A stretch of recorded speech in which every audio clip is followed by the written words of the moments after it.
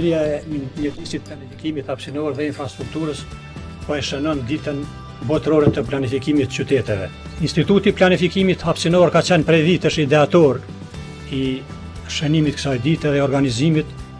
Pra, kjo ditë pse është e rëndësishme ta festojmë, ta shënojmë këtë ditë, sepse ka të bëjë me vetëdijsimin dhe me mbajtjen gjithmonë të freskët idenë se planifikimi hapësinor e planifikimi urban është shumë i rëndësishëm sepse prodhon plane dhe zbatimi i atyre planeve pastaj reflektohet direkt në jetën e qytetarëve dhe në qytete më të qëndrueshme dhe më humane.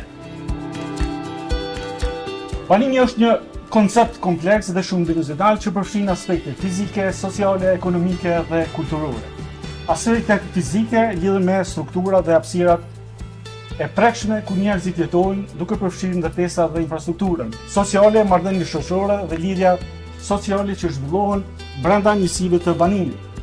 Si dhe aspektet kulturore janë kuptimet, praktikat, identitetet kulturore që lidhen me llojet dhe hapësirat e ndryshme të banimit. Le themi 3 perspektiva kryesore që janë shqyrtuar, janë perspektiva ekonomike, sociale dhe hapësinore.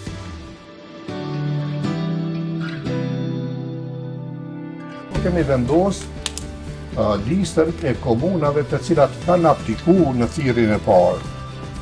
Sipas legjislacionit në fuqi, kanë arritur që në këtë fazë të kaluajnë vetëm 4 komuna, dhe gjithsesi tash është e 5 në radhë.